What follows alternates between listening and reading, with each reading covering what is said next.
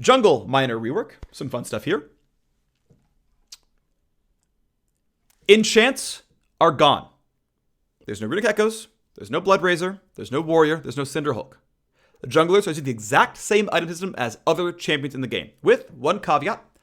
Much like supports who spend 400 gold buying, a sickle or a spell thieves or a relic shield, junglers spend 350 on blue smite or red smite. And they are the exact same item, except that it upgrades the challenging smite, or it upgrades the chilling smite. It gives 10% Omnivamp. It gives 60 damage burn. And it gives the bonus XP. And it gives the mana regen. So the deal damage and heal 5 per unit is gone. The 30 damage on hit is gone. It is now Omnivamp. And it is now a heavier burn. Buy your smite at the start of the game. And then after you smite 5 times, the item disappears. The item disappears. You get all the stats, and you buy real items. Omnivamp is exactly what it sounds like. Attacks, spells, anything, heals. So, you can still get Cinder. You buy an Ember Knife, or whatever. You recall, and you buy Bomby Cinder. And you go and buy Chemtech Turbo Tank. And you buy real items. You just buy real items. Are junglers just down 350 gold then? I mean, kind of. Like, technically, yes, they are taxed 350 gold, but you get unique smites that do special things. I think it's going to be fine. Like, ultimately, it's going to work out, because junglers also get to just sit in the river and regen mana. Only junglers get 10 mana per second when in the river or jungle.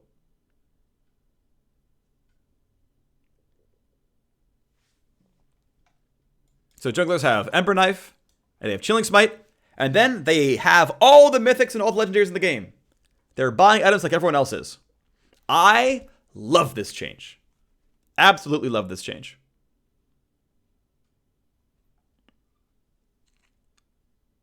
They keep the stats, yes. They keep all these things. They keep every single one of these when it consumes. There are some jungle updates. In general, I didn't spend the time mapping these out. It just wasn't worth it for me. In general, they are removing negative armor and MR from camps, and instead giving them about 20 armor and MR, so that if you buy an early serrated Dirk, because keep in mind, if I'm playing Jungle Cossacks, I am getting my red smite, and then I'm buying a serrated Dirk. And my serrated Dirk will now do things. Because I'm not finishing warrior or whatever. There's a lot that goes on here. Wasn't warrior really efficient? It was. We'll see what happens, right? Like, the game is going to be different. Balance levels will be different. And we'll see what happens. See what goes. I'm happy for some chaos. The rank season's over for every one of us. We're going to move on. So, flat 20 armor, right? Flat 20 armor. Flat 20 MR. Flat 20 MR. Reshaping the health just to, like, have it line up on average. Killing Gromp now restores mana and health. Merkwolf has the MR taken away, which is, I guess it's small. Merkwolves, I guess. The greater ones have stats. And again, just reshaping things. A lot of things are running faster. Lesser Raptors have a little bit more health. So they're a little too easy to kill, I guess. Flat 20 armor. And Regis have negative armor, by the way. MR flattened, higher, health goes down somewhat. And so what this kind of does is basically it makes your smite do more of its health overall in damage. And again, it makes armor pen a valuable stat, and magic pen a valuable stat. That's like why it's happening, actually. I was a fan of it being 0, and the designer was like, no, I want Sork Shoes to be a clear speed increase. And it's like, okay, that makes sense. I can buy that. That's what's happening, basically. The math is like roughly the same otherwise. Pretty much. Lesser Krugs. Okay, so Krugs overall got their gold. So Big Krug, Lesser Krug. Yeah, so Ancient Krug is worth the same, so this does not affect Ivern on this side. This affects Ivern by 6 gold, and the gold gets pushed here, right?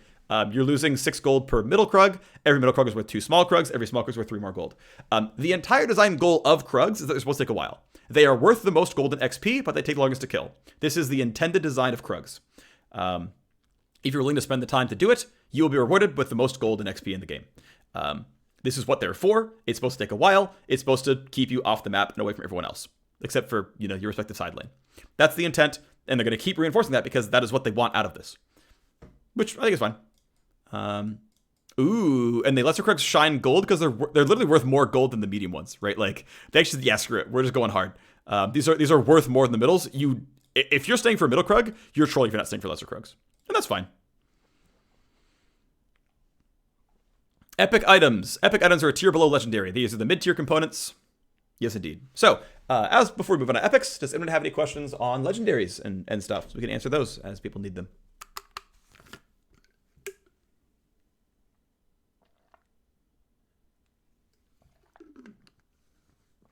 Do you think Unit's Wizard will rush that item first? No, because Runa's got less efficient early game. Runa's got better in the late game overall. Gonna shout out all the subs since last time we paused down. So a big thank you to Quite Dwarf for the 5 gift subs. So welcome to Psycho Mantis, King Door 3, Anonymous R1, Ricky Toffin, and Nesevi. Welcome to the Freak Show. Thank you to Soteriologist. Thank you to Void NZ. Thank you to It's King. Thank you Herux77111. Thank you Ice Tiger 1914. Again, thank you Swim for the raid. Thank you My Shirt Is Off for the 6 months in a row, 8 months total. Thank you Termigator. And thank you Bombadil Lol for the subs. Welcome everyone to the Freak Show. I appreciate y'all greatly.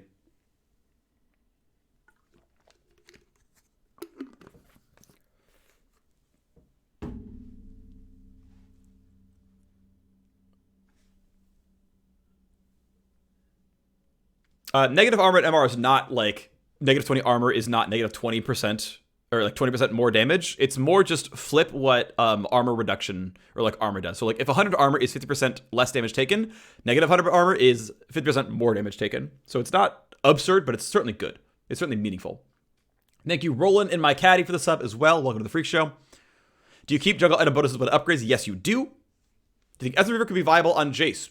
Yeah, probably. It fits the stat profile pretty well. He auto-attacks a lot. That would be pretty reasonable. Do you think that Domination Tree in Judas Hunter becomes significantly more utilized this season due to the increase in the number of actives? Absolutely, yeah. Way more champions have actives as a key part of their kit. Also, and we'll get to it later, in Judas Hunter will affect passive items. So like Trinity Force will get affected. It's a pretty big deal. Will I do an 80 carry item video for best builds for the next season? Probably not. Well, before the next season, sure. We've got a couple months. Yeah, I'm happy to. Is there an item that's not a Darius item? Absolutely not. Maybe Sork Shoes. I think Sork Shoes is not a Darius item. But that's kind of it. Can I take Smite as a non-jungler and get free Omnivamp after 5 Smites? No. Oh, wait. Is the Omnivamp? Is it always Omnivamp or is it Omnivamp against jungle monsters? Oh my gosh. Is it? Oh, it's Omnivamp against monsters. Okay, so you're not getting free Omnivamp anyway. But I'm pretty sure these items are still Smite bound. You still have to have Smite to get these items. I'm pretty sure that's true. I'm not 100%, but I'm pretty sure that's true. We'll talk about Spellblade with Ingenious Hunter later on when we get to that point, but yeah, it's happening. How to jungle items like funnel should be no different. Like all those things about not being able to funnel are still going to be true.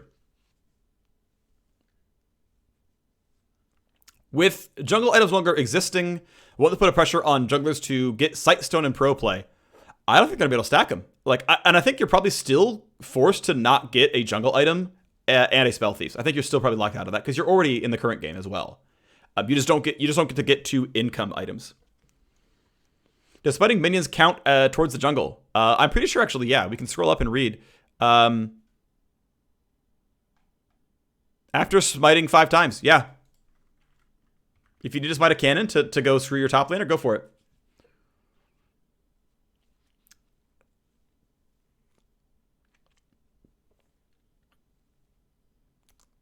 I don't think the Ravenous Hide is going to help Ezreal very much because the splash damage doesn't hit the primary target, so it doesn't really do anything.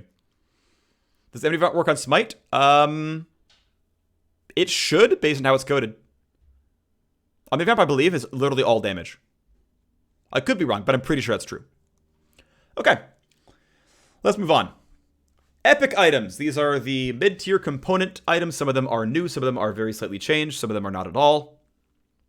This is just the good stuff that you build on first recall or whatever. And the first one, and this is actually a really big one, it is the new 1,300 gold recall for AD carries. Every single AD carry mythic builds out of Noonquiver and does not build out of BF Sword. Noonquiver is incredibly overpowered. It is very, very, very good, but it only builds into AD carry mythics. So you probably aren't going to see that poached by other champions. There is a small chance that you will have champs just buy a Noonquiver and just hold on to it for a while and sell it back later. That is unlikely, but it is possible. So it's longsword, dagger, 300 gold, 300 total, 30 AD, 15 attack speed. And this right here is better than a BF sword. And I like this for a couple of reasons. So one, I like that they're still keeping the 300 gold recall. There's actually a lot of good sort of gameplay based stuff that lines up with. So that's a positive. But it also means if you get screwed, you can still get pieces here. You're not like, well, I'm gonna buy boots and refillable and wait 1,000 gold and hope I don't get screwed next time. Because almost no one gets as screwed as hard as AD carries do on BF sword. There are no starting items that mages buy that build out of Needless Large Rod. If you're a tank and you're looking at Bomby Cinder or Chain Vest or whatever, they all build from components, right? You can build a Ruby Crystal into a Giant's Belt. You can build a Ruby Crystal into a Kindle Gem. You can build a Cloth Armor into a Chain Vest. Only AD carries and Victor got screwed by this. It was the only class in the game that got screwed on their first purchase. And so AD carries get to play the same game everyone else does. This is Lost Chapter, right? This is ability power mana crystal, 1,300 total. Here's Noonquiver. It's the same item, kind of. So AD carries, rejoice, because now you get to feel a whole lot better about not getting screwed.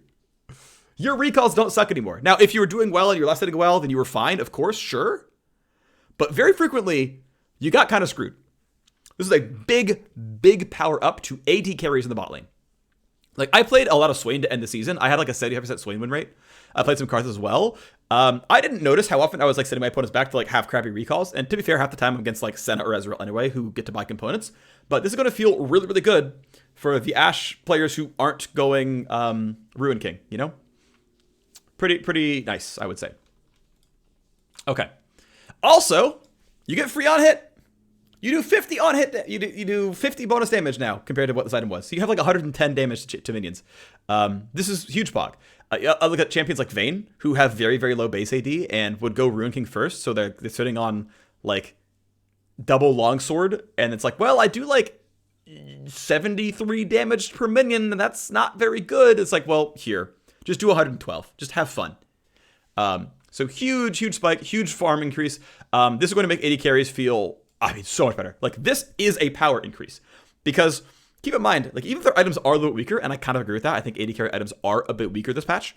If you have 200 more gold from 10 more CS, that's just like 8 attack damage that you didn't have before. That's a buff to your class, right? So, big deal here. We also get Rage Knife, which is the baby version of Ginsu's Rage Blade. Now, Rage Blade, the real version is 20% crit is 45 on hit damage. This is 20% crit is 35 on hit damage. But it's Dagger upgrade. You're basically paying about 200 for the Rage Knife. And let's look at it, right? So, Noonquiver, already gold efficient. And then Precision, this is 20 on hit damage. Obviously, it doesn't work against champions, so it's not really this good, but that's what it is. For Rage Knife, you're paying not that much money, to be honest. But hey, by the way, assuming that you had, 20 crit chance already in your build, 35 on hit damage is worth 875. Now, sure, of course, it's like, well, 0.2 times, let's call it 130 attack damage times on hit. Like, you're kind of losing out on like, well, actually, it's 0.75 times 0.75. So you're kind of losing out on like 475 gold worth of like crit damage as damage on hit if your AD is like 130. But this is still a positive for you, right? You're still getting 35 on hit instead of the like a mediocre 17 average damage per auto attack. So it is still a positive. It is still an upgrade. It's still a good thing. Rage Knife is really strong, it seems like. Blighting Jewel is Last Whisper for mages. It is 1250. Amp Tome plus gold. This build path is very, very similar to Last Whisper, and it's 15% magic bend. Now, Last Whisper, as far as I can tell, is 20% magic pen and is overall a stronger item.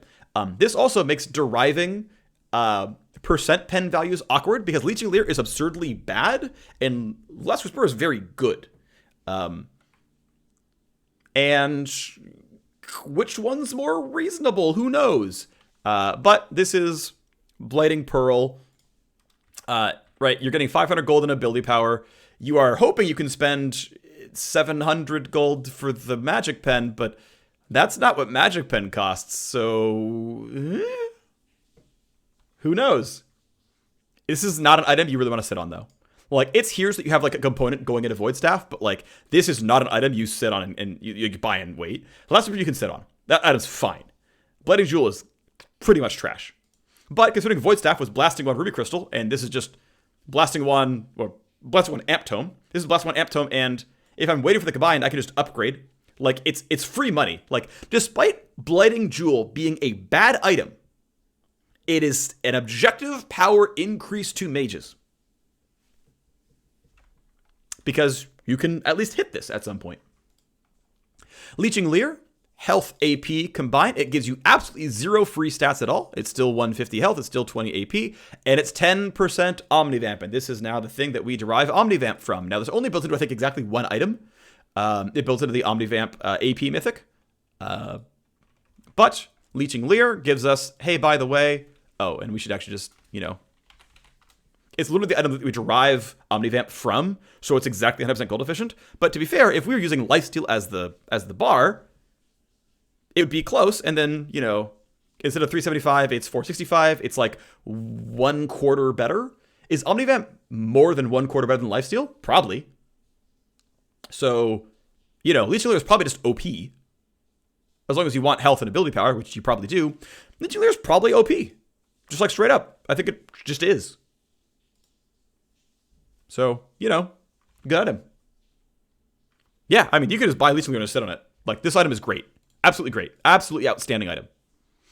Oblivion Orb is the AP Grievous Wounds, okay? And it's 365, but it gives you 30 ability power. So let's do some, like, quick math, right? Like, on what Oblivion Orb would actually really cost. So if we do 30 times AP, we do 800 minus that. We're kind of only playing 147 for that Grievous Wounds. Whereas I think it was like 275 for Executioner's Calling. So Oblivion Orb is very, very cheap because you get 30 AP. It's very good item overall. 40% Grievous Wounds on dealing magic damage for 2 seconds. Now, I will say that it's correct because I think dealing physical damage is easy to do reliably. You literally just auto attack, right? Just auto, Grievous Wounds on. I cast a volley. It's on. No big deal. For a mage, you either need Nashor's Tooth, or you need to land a spell on someone, right? You might miss the skill shot. They might get out of range. Well, okay, that's going to help AD carries as well. You might be down on cooldowns, right? And he doesn't always have spells up every 2 seconds. So Oblivion Orb is, its curse effect is, I think, objectively weaker than Executioner's curse effect. Because it is actually harder to apply. I think fairly so. Like, Zareth is all skill shots. Mundo could dodge every single Zareth skill shot and just never get Grievous Wounded. Ash just does this a few times. So I think rightly so, this is a cheaper version of Grievous Wounds. Here's Oblivion Orb, right?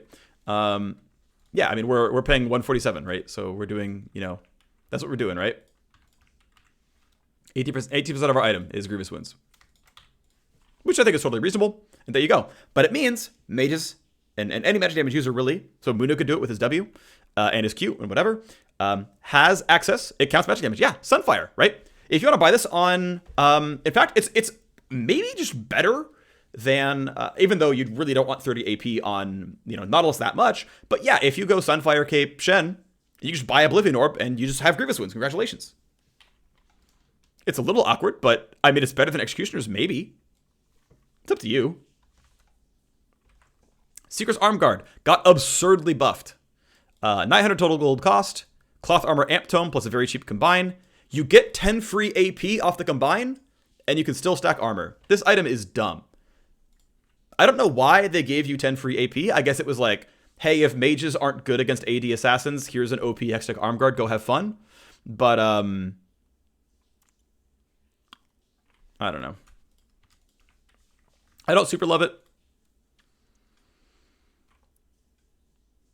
There you go. Armguard is dank. If you have 30 armor, it's another 60% efficient. It's 1,500 gold of stats for 900 gold. Now, I will say one more thing, though. One thing that makes this kind of lie to you a little bit here, health is a way better stat than armor or MR in the early game. So most people aren't rushing armor items, right? So let's think about what 80 carries buy, right? 80 carries going to buy their shield bow early on. You look at fighters like Darius. He's going to go buy his Titanic Hydra or, Black Cleaver in current day or Triforce in current day. He's going to go get his, Triforce or his lunge item in the new patch. Like, he's buying health early on. And health is a very, very good stat early game. You can, yes, go Tabbies. You can go Bramble Vest. You can go all those other things. But their comparative value is so much lower than health, right? Like 30 armor is always going to give you like 20-25% more durability, right? This is kind of always going to happen. 20-25% more durability for most stages of the game for non-tanks. And that costs 600 gold. 600 gold with the ruby crystals is 150 plus half of 150 is 225 health, right? So we just said 600 gold worth of armor is like 20-25% more durability. 600 gold worth of health is 225 health. That is a lot. This is what it comes down to. If you look at like an early game champion, like LeBlanc spawns with under 600 HP. That is a 30% increase in durability against physical and magical damage. So like if there was a Seeker's Armguard that was as efficient and gave health, this item we bought on every champion of the game. And yeah, you're not buying a 100 gold item at level 1, sure. But like those numbers remain true for a while. I remember doing math on something where basically I was comparing Oblivion Orb to Merc Treads. And Oblivion Orb wins by a lot. Because the 25 MR is not as good as the 200 health. Despite being against a LeBlanc. Like, it would take a longer video and more explanation to like explain to you fully why this is true. This is true. Armor and MR are like priced at the average point in the game and are worse than health in the early game. So there is a little bit of misnomer here that like, this guy bought Armguard. It's like, well, I bought a Ruby Crystal. I'm better. That exists to a certain degree. Let's move on. Hex Alternator is the replacement of the gun book, the Hex Revolver. It is now damaging an enemy champion. Deals damage. It's not auto-attacking them. The damage output is still similar. The build path is still basically identical. Alternator is just now this, right? You're paying 180 for the Alternator. And yeah, it's pretty solid. This is an item you can rush. It goes into, I think, a couple of mythics. This is a pretty solid component. I mean, this is good stuff, right? This is kind of energized, right? So what would like 60 energized be? Yeah, this is pretty good. Solid item overall. Balmy Cinder is now double Ruby Crystal, and we now have a point we can say, hey, by the way, a 15-point immolate is worth 200 gold. Because double Ruby is 800 and 300 health. So this is what we've costed everything against to say, hey, by the way, here it is. This feels like a buff, by the way. Balmy Cinder, I think, is more efficient. It comes in a little bit later. It's 1,000 gold now instead of, I think it was 900 pre-patch. But overall, is a good item, is a very efficient source of stats. Yeah, is strong. I will say that. Winged Moonplate is one of the worst source of move speed in the game. For comparison, Zeal gives 7%, and you don't pay 400 gold for the combine. Pretty much. Winged Moonplate is pretty bad. Yeah, it's cool to have a component. Again, it exists when one didn't, so like, who cares? Rubicus would have been bought anyway. But this is not the kind of item that you're really going to be excited to stack. Verdant Barrier exists and is bad. 1,200 gold for 20 AP and 25 MR. Let's go ahead and look at these real quick. Yep, Balmy Cinder. Again, we're going to pay 200 for that. Cool, good job. Winged Moonplate. Yeah. We're mathing move speed percentage as 200 per 5%. And this is like math that rings true with things like boots. Like if you have the option of going Ruby Crystal Boots or Ruby Crystal Moonplate, it is not close at all. You are paying 400 gold for 200 gold worth of move speed, versus paying 250 gold for 250 gold worth of move speed. Winged Moonplate is nowhere close to as good as regular boots. And it's even with things like Merc Treads and Swifties and whatnot, when you're paying like more for the other stuff on top, this is not a good item by comparison. So Verdant Barrier is AP MR. I'm going to see this in a second. And we look at, Armguard, right? 30 AP, 15 armor. Right, double checking. 30 AP, 15 armor, 30 more armor. So, 15 becomes 45. We look at Verdant Barrier. It's 25-25. I don't know why they had to... they had to be 25 because No Magic Mantle is a bigger item, sure. And then you eventually get 15 more. So it eventually becomes 40. So it was... So, right, Armguard, 30 AP, and eventually 45 armor. This is 25 AP, and eventually 40 MR. It's, not good. Armguard is gold efficient when you buy it. This isn't. So, end statement, basically.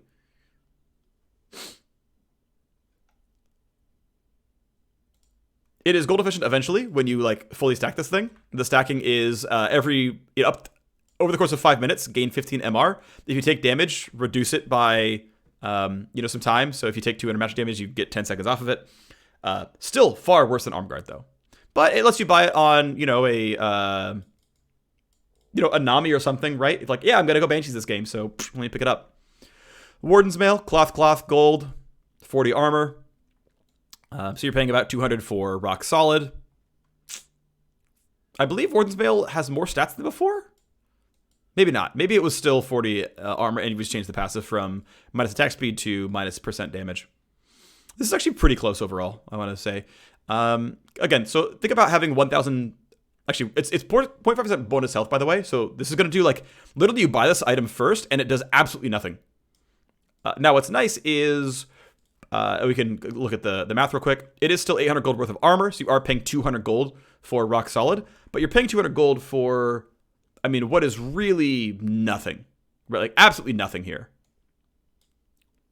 Until you have some bonus health. So Warden's Mail is a trash early buy. Now, thankfully, it only goes into Randuin's and Frozen Heart, and you're not buying those first, so it's okay, but FYI. Phage, we finally get to look at what it does. It is still Ruby Crystal Longsword. It is cheaper overall. It's still AD and health, and it is, after you do physical damage to a champion, regen health over time. Physical damage to a champion. Regen. So how efficient is Phage? Pretty close, actually. It is an efficient health AD item. It is an efficient health AD item with some decent regen. And so if we're going to get, if we're at 1,000 max HP and we trigger Sturdy, we get 50 health back. 50 gold worth of health back. So, literally playing League of Legends at all makes this item gold efficient. But the regen stacks up over time. It is a very good surviving component item. You can throw Pantheon Spears, it triggers Phage. Yeah, it's only, 2% of your max health. It's 20 HP back, but adds up over time. Hearthbound Axe. Dagger, Longsword plus money, right? So another 1,100 gold combined, right? Pretty easy recall for a fighter. AD, AS. Attacking a unit grants 20 or 10 move speed for 2 seconds. So attacking anything gives you move speed. Here we go. This one's a little bit less efficient. Overall, still not a horrible item, but you're not super excited to buy this one right away. 20 flat move speed arguably means more when you're still pretty early on and your move speed's not very high, but the regen also means more in landing phase. So I would say Phage's a better item than Hearthbound Axe if you're going to compare and pick which of the two you're going to go for.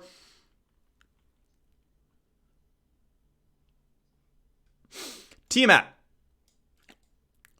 Tiamat no longer has the active on it. It has been cut down a little bit. It is just pickaxe plus gold. You are paying 325 for the cleave. Pickaxe is already 875 for 25 attack damage. So it's just bam. Are you okay paying this much money for that kind of a cleave? Maybe so. But there you go. Tiamat is no longer melee only. That is a pretty big deal. Not sure you're going to actually use it that much, but hey, it's there. There's no regen on it anymore. It's more this sort of streamlined item. I'm a fan. It's another 1,200 gold component roughly. They could have probably gone for 1,100 here with this Iron Spike Whip. It's not a big deal, but there's something positive about looking at the shop and oh, they're actually the same price point. Something, right? There's a little bit something there. Iron Spike Whip is the new one. This is the other half of Tiamat. It is the active component. It is very much similar. Difference being that it has 5 more AD. The active is arguably weaker. Total attack damage. Low minions take triple. So this helps you last hit because you're going to do 2.25x total attack damage to nearby enemies. if they're low, so you're very likely to get less hits here. Farming is going to be really nice. Iron Spike Whip is probably something you're going to rush down. Also, it is nearly a Sheen. Now, the cooldown is way longer by 10x, but you're doing roughly Sheen-esque damage in a trading pattern. So, quite good. And you're only paying 150 for it. So, like, this item is I mean, quite good.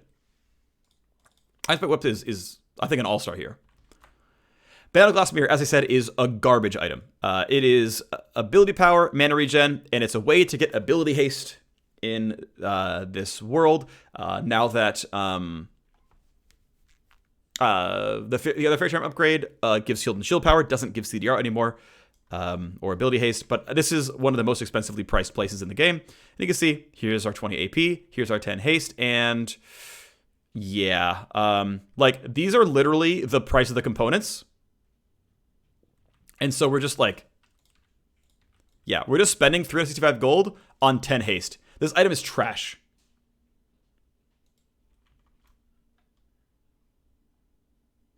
It's just garbage. Like, you're going to buy it because you're going to need to, but it's not good. Forbidden Idol, for whatever reason, isn't here, and I don't know why, because it was earlier. Oh, I think I might have just skipped over things I didn't care about. Right, okay, so Zeal changed around a bit. We don't care that much. It's close enough. We got 6 attack speed. We lost 10 crit. This is close enough. Executioners is only 2 seconds now. Sheen doesn't have mana or CDR. It's only 700 gold, though, which is nice. Giant Spell is just a smaller bite-sized item. This is, by the way, more efficient. Negatron Cloak is the same efficiency. Spectre's Cowl, slightly less efficient. Aegis is another very expensive source of ability haste. I mean, we're paying 400 more gold for 10 ability haste. That's pretty bad. Quicksilver Sash can't be used while airborne. And Forbidden Idol, lost the CDR, gained twice the heal and shield power. Now, this is the item through which we derive the cost of heal and shield power. Before, this was so out of whack that it was just... It was like 7,000 gold or something for 100% shield heal power, which is not realistic.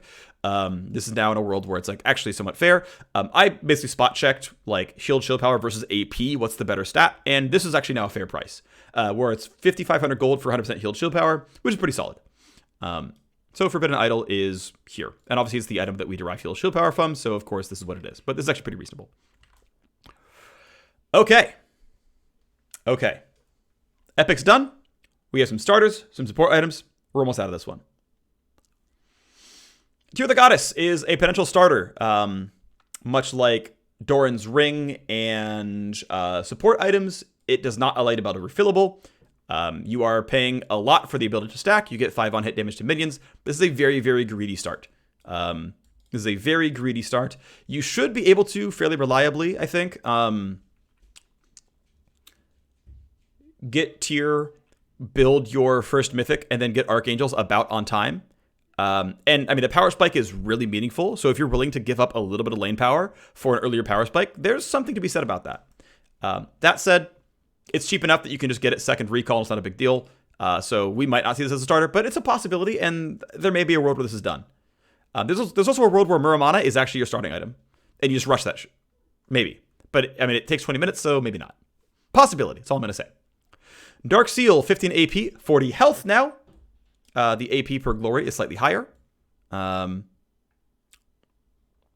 see, how many of these do we actually have? Oh, we do actually have these. Okay, yeah. So Tear the Goddess, yeah, not terribly efficient. 20 minutes is about the time it takes. Dark Seal, very efficient for AP and health. Very, very good starting item. Another 100 gold, of course, per AP stack is pretty hype. Strong item overall, and you can buy it with a refillable potion. You have no mana sustain at all, but if you don't need the mana, this is Pog. This is a objective buff to Vladimir. This item is sick on him. Doran's Blade loses 0.5%, but now has Omnivamp, so it works with all spells. This is a huge deal, and a lot of AD champions who use spells are going to like this a lot. They're going to heal a whole lot more. It's going to feel great. Doran's Ring is just now strict AP and health, and I want to point out, by the way, that it is in fact more overall stats than Dark Seal. And instead of getting AP per stack, and of course less health, you get 6 mana per minion you kill. If you don't have mana, you get 3 health. So Doran's Ring is, and again, I am glad that this is apples to apples, right? AP, health, gold cost. AP, health, gold cost. Now, technically, yes, this one does cost more. Unlucky, I guess. You can't go refillable, but this is clearly, here's some more sustain, which is going to more than make up for the potion difference. Here's AP if you get killer assists, but the item's weaker, right? You have no mana at all. You have no help on your mana pool whatsoever. That is a meaningful haircut. Cloak of Agility is smaller. Fairy Charm is twice the size. Support items now count as legendaries. The second time it's been mentioned, but it's said here as well. Spoils of War is 30% better, and Tribute is about 30% better. So you're going to earn your 1,000 gold about 30% faster. Get that stuff online sooner. But it means that because you're getting gold sooner, and thus you're getting a mythic passive sooner, you are getting less stats on the tier 3 items, right? You are getting 50 less health. 50 less health and 5 less AP. 25 less health and 10 less AP. That's a pretty big nerf, but oh well. 25 less health and 5 less AD. It's like, yeah, these are pretty meaningful nerfs, but, you know, it's a mythic passive for free. It's a mythic passive for 350 gold or 400 gold. It's gonna be fine. Also, yeah, the fact that you're getting more gold income from this item means you are more likely to get to buy your mythic on time. This will end up being, I think, fairly power neutral. But again, I don't want to understate, this is less of a nerf than the mythic passive gives this item. So like in direct comparison, you're fine. And we consider the fact that like things like Rapid Fire Cannon and Infinity Edge and whatnot got nerfed as well. Like these are all happening at the same time. We're going to be fine here. Ninja Tabi gets renamed to play to Steel Caps. GLP is gone. Luden's is different. Leander's is different. Protobolt's different. Sunfire is different. Righteous Glory is different. Iceborne's different. Duskblade is now mythic. Training Force is different. Shirelli is different. Lockett's different. Adaptive is fully gone. Athene's fully gone. Mallet's gone. Gunblade's gone. Spellbinder's gone. Aegis is gone. Shiv is gone. Twin Shadows is gone. Jarms is gone. Chalice is gone. Bilgewater is gone. Catalyst is gone. Okay. Those are the items.